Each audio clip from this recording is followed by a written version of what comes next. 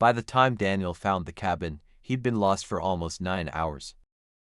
The cabin probably saved his life. Then he found the notebook. The last person who stayed there had written one warning: don't follow the road.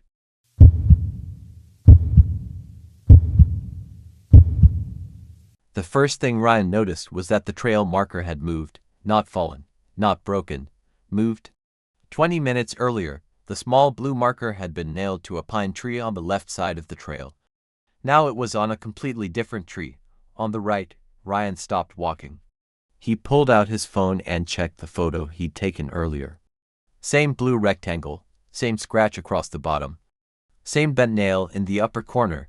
There was no mistake. Somehow, the marker he'd passed almost a mile ago was now in front of him. And that was when Ryan realized he might not be walking deeper into the forest. He might be walking in circles. Ryan had started hiking around noon. The trail wasn't particularly difficult. About 11 miles through national forest, with a parking area at both ends. He'd done longer hikes before.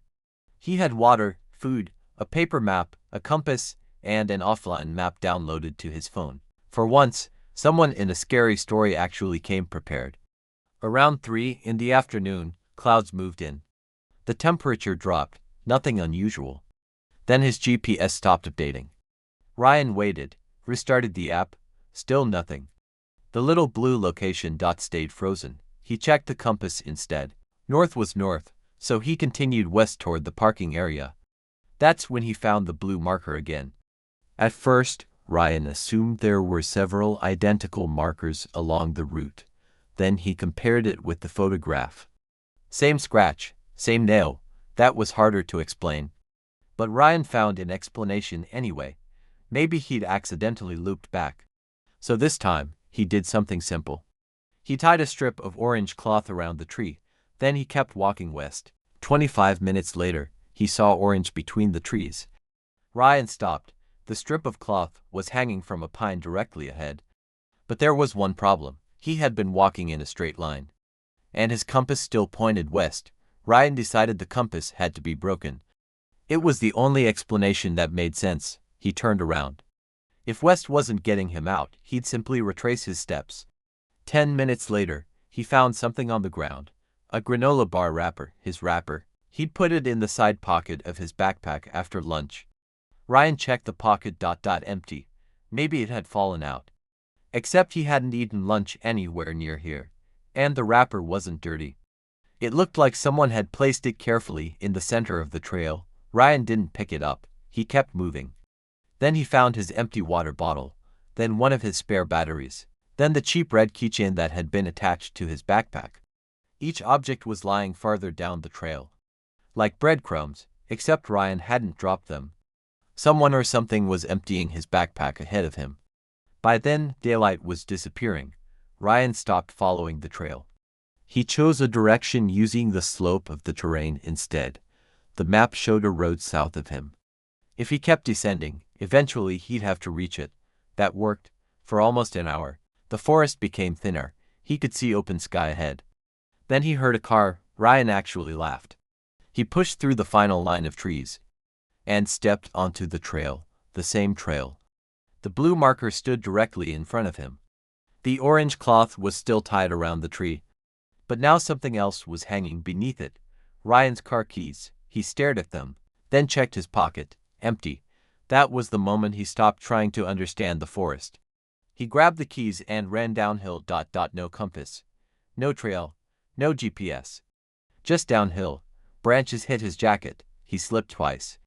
At one point he lost the trail completely. And then, headlights. A road. A real one.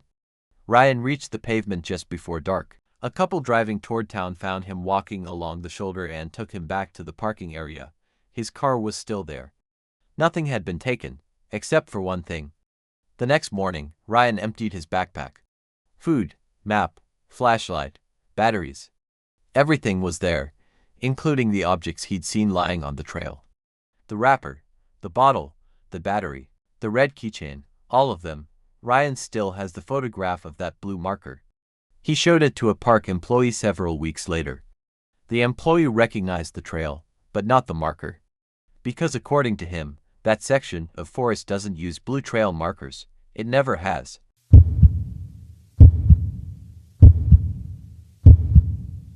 Emily knew she was lost when she found the abandoned campsite.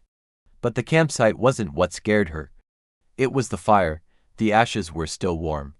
Someone had been there minutes earlier. And whoever it was had left behind a photograph of Emily sleeping.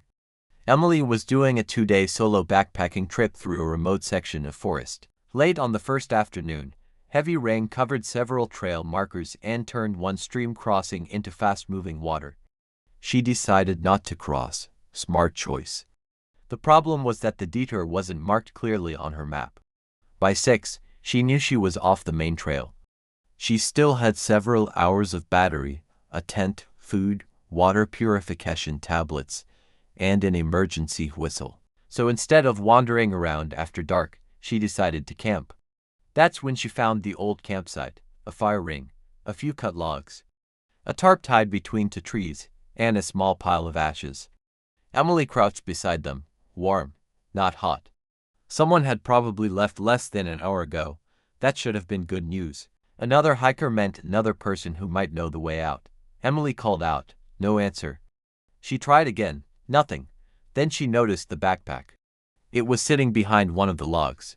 Inside were a rain jacket, 2 water bottles, food, and a small first aid kit. Nobody voluntarily walks away from all of that in the wilderness. Emily blew her whistle 3 times. She waited. Nothing came back. She considered leaving immediately.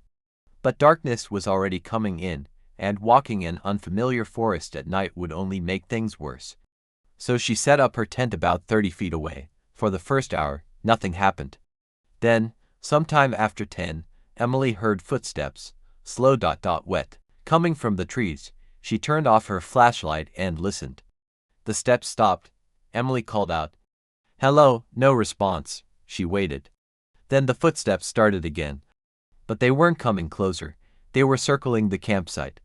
Emily reached for her whistle. 3 sharp blasts. The footsteps stopped. A few seconds later, 3 whistles answered from the forest. Emily froze. Maybe another lost hiker had heard her, so she blew 3 times again. The forest answered, 3 times, closer, then again. From somewhere else, 3 whistles. Now there were 2 directions. Emily stayed inside the tent. She didn't answer again. Eventually, the sound stopped. Around midnight, she heard someone moving near the abandoned backpack. A zipper opened, then closed. Footsteps walked away. Emily didn't sleep. At sunrise, she waited another 30 minutes before leaving the tent. The backpack was gone. That should have been reassuring. Maybe its owner had returned. Then Emily saw something beside the fire ring, a small instant photograph. She picked it up. It showed her tent. Taken during the night, Emily almost dropped it. Then she noticed another photograph underneath. Emily cooking dinner, another. Emily collecting water, another. Emily entering the campsite for the first time. The photographs had been taken from between the trees. She counted 7. The last one was different. It showed Emily sleeping, not inside the tent. At another campsite, Emily stared at it. Different clothes, different tent, different forest. Then she remembered, 2 summers earlier, she'd done another solo trip almost 200 miles away. The photograph was from that trip. Emily left everything she didn't need. She followed the stream downhill instead of trying to relocate the trail. Several hours later, she reached a forest road. A maintenance crew found her shortly after noon. Search and rescue volunteers later returned to the coordinates she'd recorded. They found the campsite, the fire ring, the logs, the tarp. But no backpack, and no photographs. There was one thing they did find: a series of boot prints in the mud around the place where Emily's tent had been. They circled it repeatedly, then disappeared into the trees. Emily asked the search volunteer what kind of boots had made them. He couldn't tell, but he pointed out something she hadn't noticed.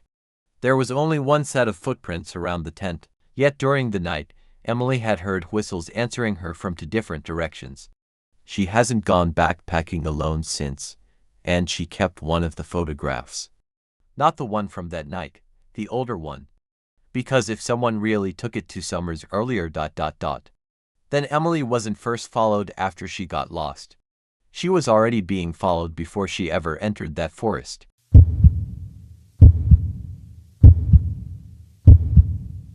By the time Daniel found the cabin, he'd been lost for almost 9 hours.